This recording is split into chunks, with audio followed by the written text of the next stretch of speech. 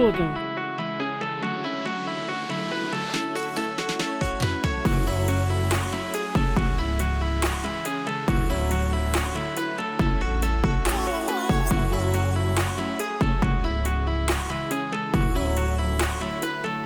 Hi people, мы в Крыму.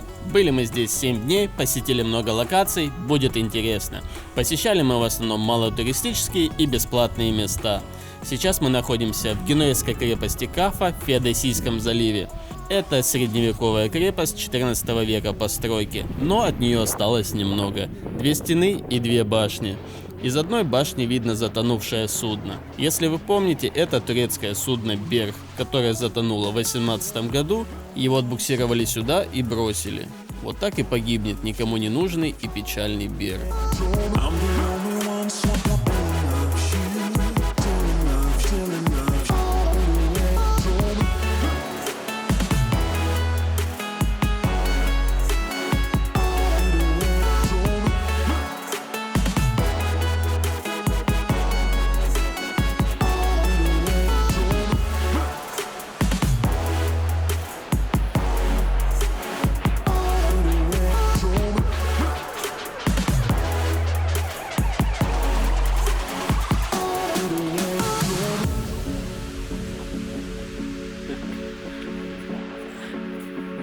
Так, что, я вниз? О! Вот туда надо падать. Ого, что там? Сильный легкойчик. О, это все. Зачем ты мне включаешь музыку? Стеклышко коцнулось. Пойдемте. Если смотреть на крепость снаружи, то она выглядит довольно эпично, прям средневековье такое. Но если мы заглянем вовнутрь, то там живут люди в своих домах-новоделах. Вот у меня возникает вопрос, как и у многих. Зачем было строить внутри новые дома? Ведь печенегов и половцев мы давно победили, можно выходить за стены. Вот на одной из стен висит табличка «Охраняется Российской Федерацией». Вот почему бы не взять этой федерации и не выкупить дома у тех людей, которые живут сейчас внутри, и сделать там памятник, как написано на табличке. Конечно, народ у нас недоверчивый, и может быть они ждут, что половцы еще вернутся, но это не точно. А вы как думаете? Напишите в комментариях.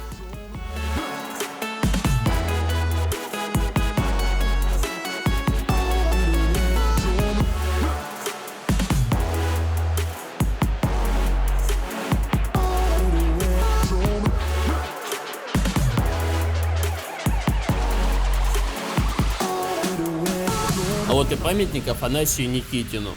Кто это, мы не знали, но Google нам помог. Это тверской купец-путешественник и блогер 15 века.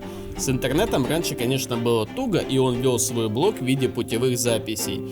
Также он один из первых посетил Индию и пробыл там около 4 лет. А последнее его путешествие длилось около 8 лет, но он его так и не завершил. Умер в Смоленске по неизвестным причинам, совсем немного не добравшись до дома. Вот мы подходим к военной части, на которой покоится Берх. Везде таблички «Охраняется собаками», но база выглядит давно заброшенной и никаких собак не видно.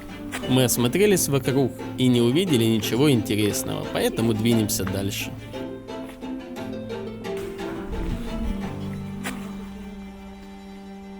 Почему не должен сесть?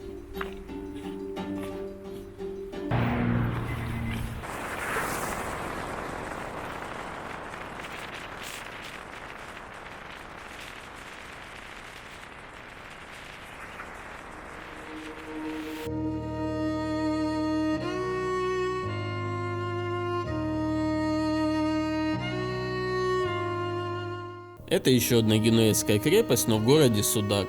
Она менее разрушена, но с кассой при входе. За вход просят около 600 рублей, но внутрь мы не пошли. В наши планы не входило тратить остаток дня на посещение этой крепости. Вообще, если вы смотрите русские фильмы, то вы ее скорее всего видели. В ней снималось довольно много фильмов. Одним из последних был фильм «Викинги», вышедший в 2016 году. Также каждый год здесь проводится фестиваль в средневековом стиле «Генуэзский шлем». Это фестиваль с мордобоем, спасением принцессы, костюмами и прочим.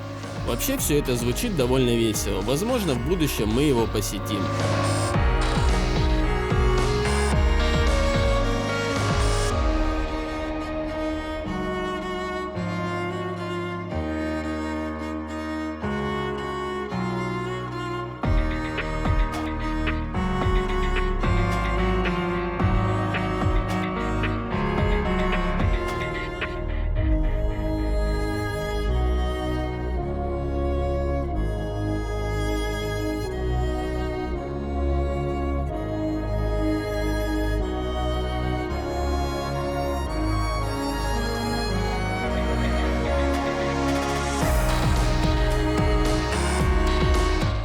А это уже детище Советского Союза.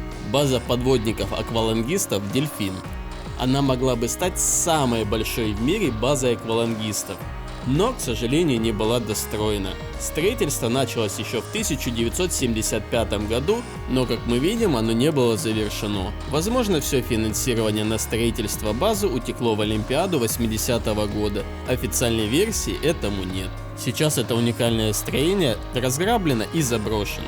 Правда, 15 лет назад у него появилась охрана. Возможно, кто-то его выкупил, возможно, просто решили сохранить то, что осталось. Но, к сожалению, восстановить его уже не получится. Столько сил и средств было потрачено впустую.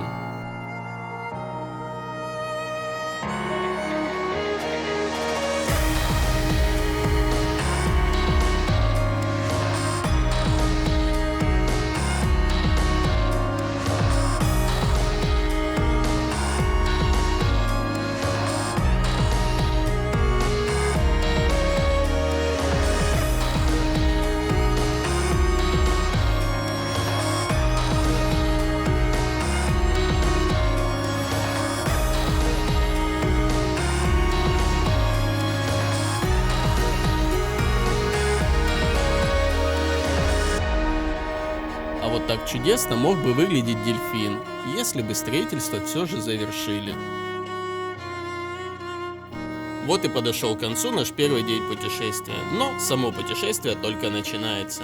Подписывайтесь на канал, ставьте лайки, оставляйте комментарии и бейте в колокольчик. Всем пока!